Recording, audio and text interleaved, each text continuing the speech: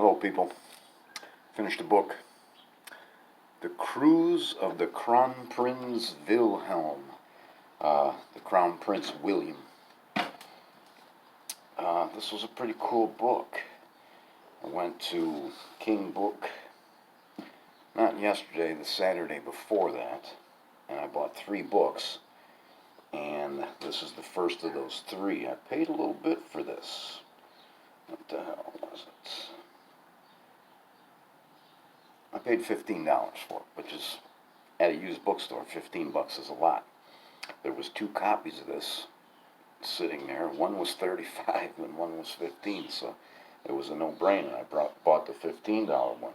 It was in good shape. The dust cover is here. It was inside the book, all folded up. And I also found 5 of these inside the book, which is pretty cool. There is no date on here, but the author, Count Alfred von Nizischowski, he was a German of Polish descent, if that makes any sense.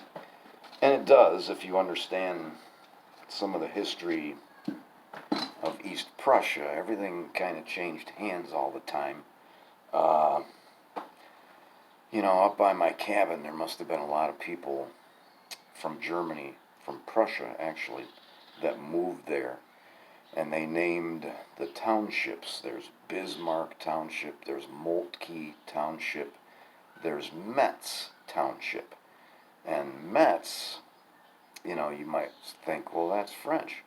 But that was a big encirclement battle in the Franco-Prussian War, the Battle of Metz. There's actually also the town of Posen up there. And Posen, you would think, well, that's Polish. But at the time, I believe that was Prussian. So, and the guy lived in Detroit. The book was written in 1931, 300 pages. Usually these books, these accounts of the German raiders, the Crown Prince William was an auxiliary cruiser. It didn't have too many guns, but it had a couple, and we'll get to that in a minute, it had a couple of guns that it really never fired in anger. The book was written in 1931, 300 pages. And there's a foreword, just a couple of page foreword, written by a Count Luckner. And if you know anything about Count Luckner, he was a very interesting guy. He also commanded a German raider, and I believe it was the only German raider that was powered by sail. Count Luckner had a very charmed career as a raider, and obviously lived out the war. And Count Luckner was in Detroit where he met this Polish count. 3rd paragraph, page 33.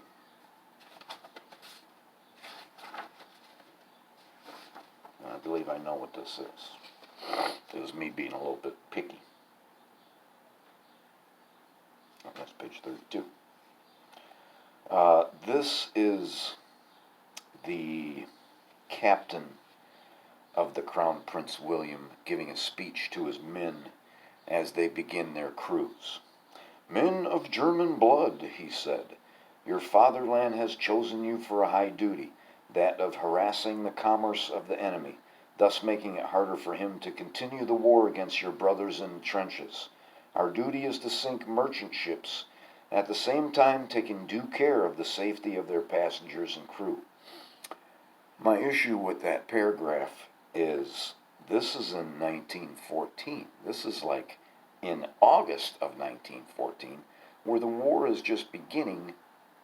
Nobody had any idea that the trench warfare that, dominated the last 3 years of the war, nobody had any idea about that.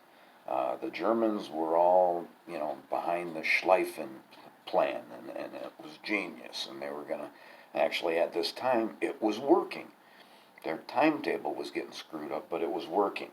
So I think that the book was written much later.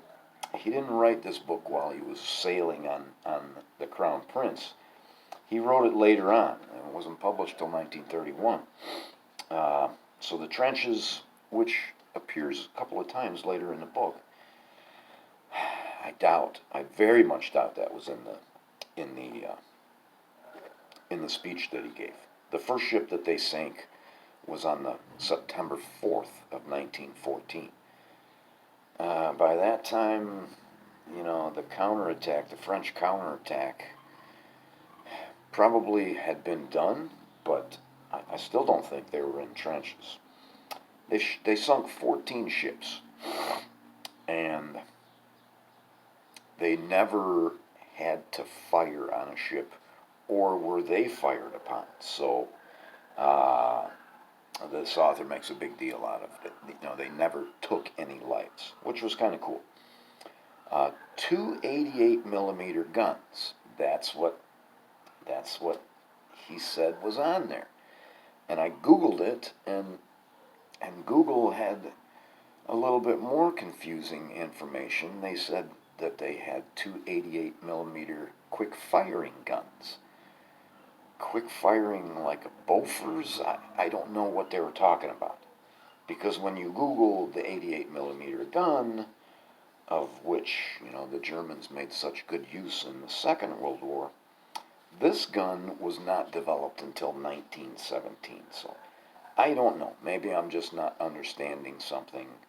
An 88 millimeter gun is an 8.8 centimeter gun, which is like a 4.6 inch gun, which is a pretty big gun. That would be like the secondary armament on a cruiser. It might be the main armament on a destroyer.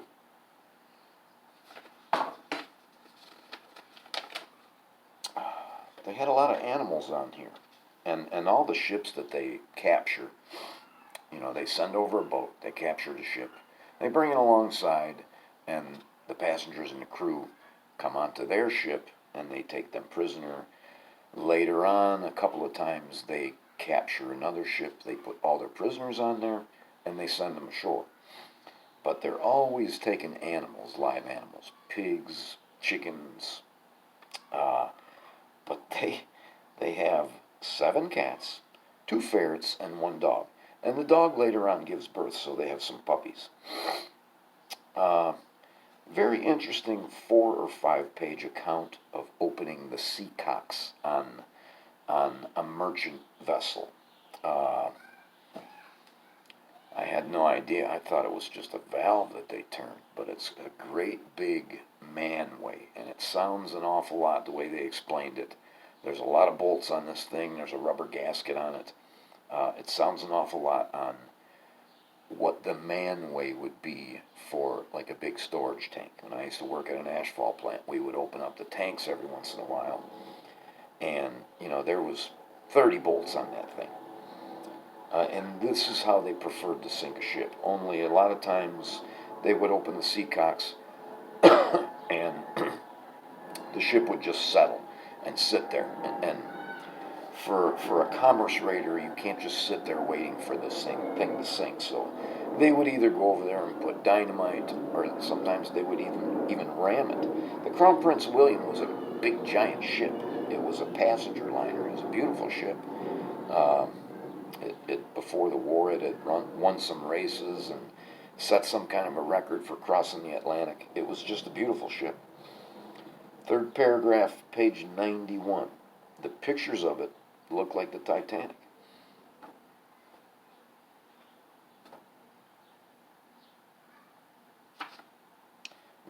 Third paragraph.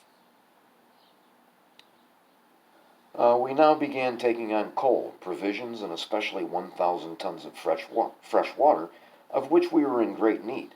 For, although we had large condensers aboard for condensing our own fresh water from the salt, water thus manufactured is disproportionately expensive and is cordially detested by the crew because of its insipid taste. Even rainwater that has lain in casks for an indefinite period tastes better than freshly condensed seawater, which, as a seaman once expressed it, tastes like the beer they brew in hell. I kind of like that. That's the only reason I marked that paragraph. Top of 131. A lot of the book has to do with coaling because they never put into port. They just take their coal off of their captured prizes. 131 to 132. And I think this is a big long one, so you're going to have to bear with me here. Top of 131. The crow's nest of a ship is no comfortable place for a new man. As the mast rocks violently with each toss of the sea, seasickness soon overcomes him. There is no sensation like it, not even that felt on first riding on a camel's hump.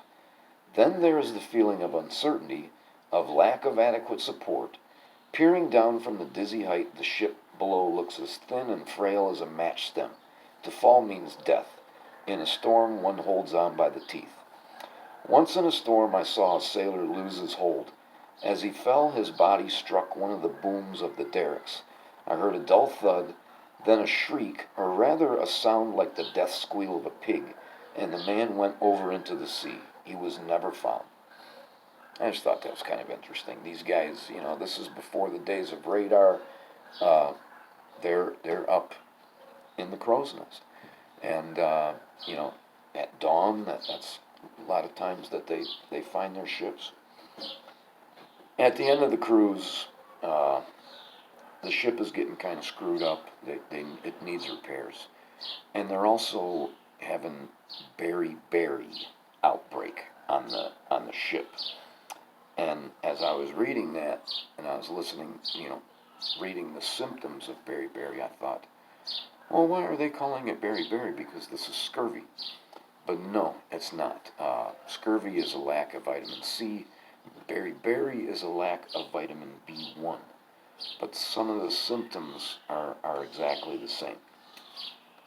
Anyways, they put into a neutral port in the United States. The United States is not yet in the war, and they are interned. And later on, when the United States declares war on Germany, they confiscate the ship and they turn it into its troop ship. And they rename it too. And right now the name escapes me. So the Kronprinz William ends up serving the United States. It was a pretty good book. Some of these raider books are much more interesting because there's actually gunfire and everything. There never was with this one. I'm already into another book. Thank you for watching.